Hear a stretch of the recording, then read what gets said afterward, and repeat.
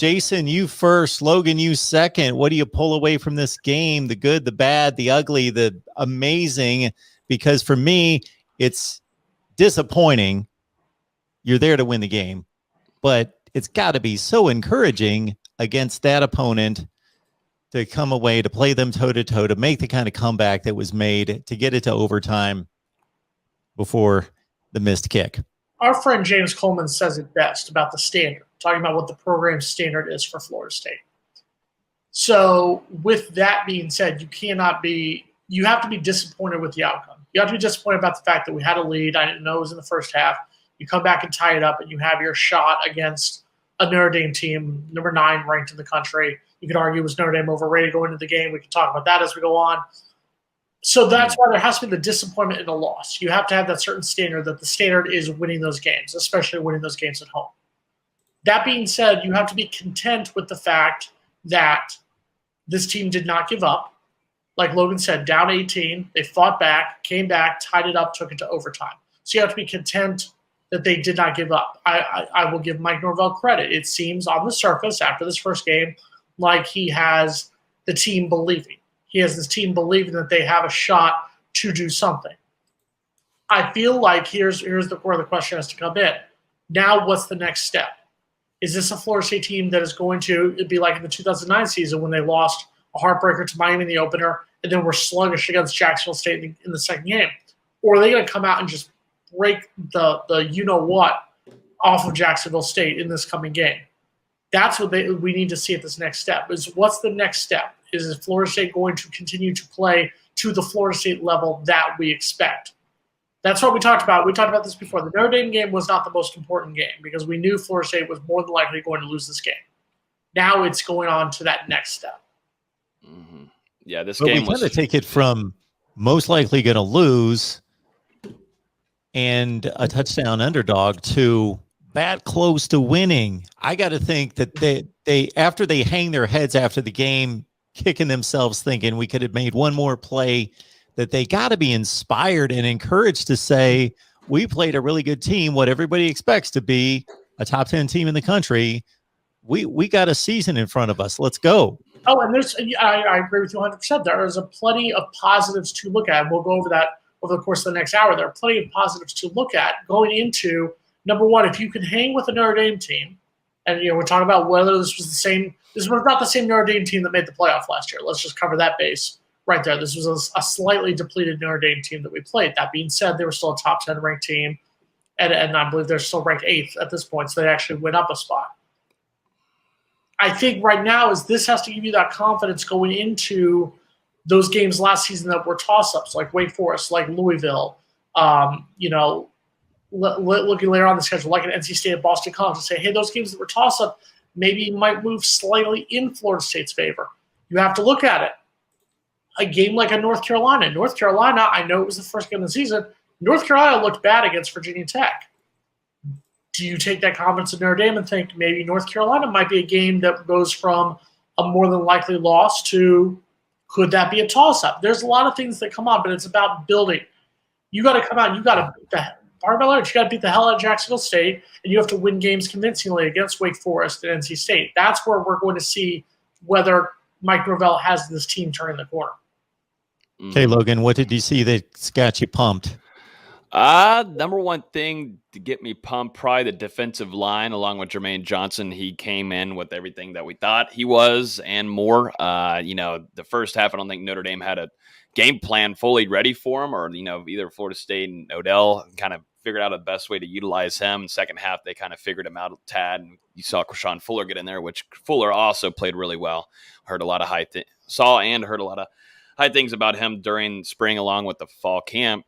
But the defensive line showed up, and that's something the Florida State didn't have at all last year. That was so pathetic how it was, and it was disappointing. He had players last year that was in a top 5 and top 10 in college football and preseason, articles everywhere. And, now he's, trying to find a spot somewhere on an NFL team.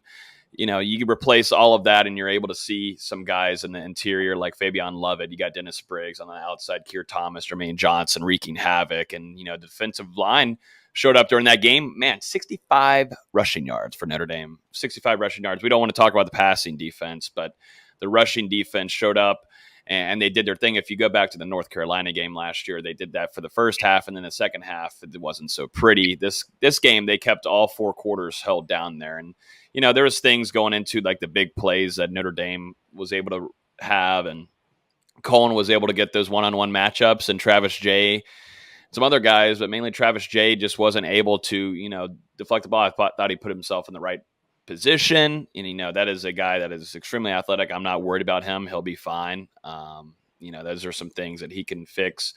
But he's put himself in the right positions, but they were just hitting some impressive. We're talking some really impressive catches. So that's just the way the football happens sometimes. But overall, I was pleased with how the defense, even though Notre Dame scored 41 points, I thought the defense didn't give up. I think having the crowd there definitely helped. I'm interested to see how they do on the road when they get to go through adversity. But the defense played well in the offense. Of course, the storylines is Mackenzie Milton or Jordan Travis. And, I'm wondering, how healthy not Jordan Travis, but Mackenzie Milton can play 4 quarters. But then you could go back and say, well, what about Jordan Travis too? Because sometimes he's dinged up, and it seemed like he kind of was a tad in the game. I think Mike Norvell said that he was going through some calf issues. I thought there was something going on with his arm when I was in the stands, when I was watching them wrap up something. But that both players, you got to see if they can play all 4 quarters. Jordan Travis wasn't getting to the flats easily. There was a few missed passes there, easy first downs where I think he was just already going to his second and third reads. He should have just kind of dumped it off there on your third down situations. And the running back room, I think the guy that I've talked about the most since the spring, and I've never shut up about it, was Treshaun Ward. And finally, people got to see him on the national stage, and this is what he is. I think he is the top 2 back. I think he's RB2. I love Toa Philly, and I think you can use him in different kind of situations and passing and such. But I loved the Wildcat move there in the red zone with Ward, because I think he's the most shifty guy, and you got to get a little feel of Devontae Freeman. I know he's got that number 8 on, but he has that kind of agileness, and it worked out perfectly for him to be in that Wildcat role there in the red zone. But overall, Jashawn Corbin's explosiveness is back too, and that's exactly what Mike Norvell wanted whenever he transferred to FSU. So that running back room, and you get DJ Williams back potentially this upcoming week. We'll see.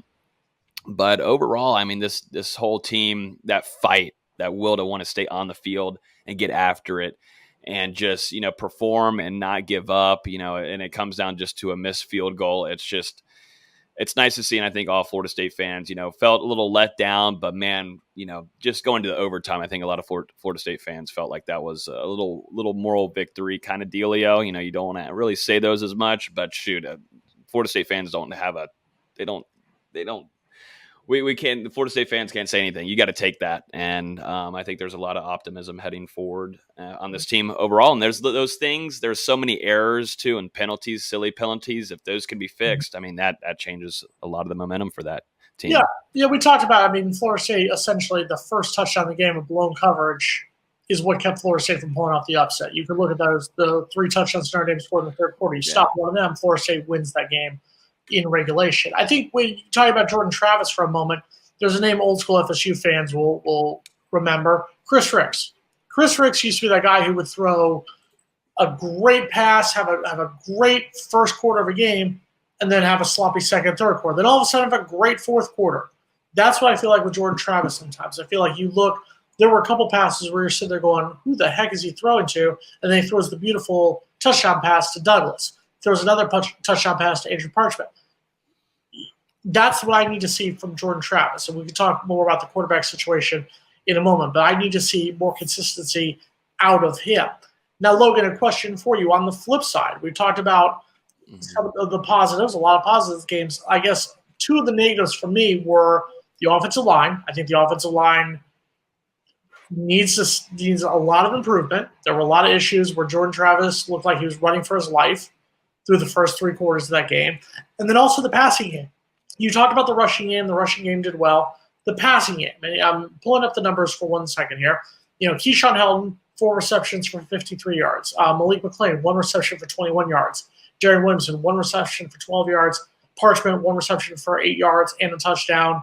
And that was pretty much what you saw from the wide receiver room. Is that what we're going to see from this point on, or do you think that Florida State is going to try to get more of the passing game into it?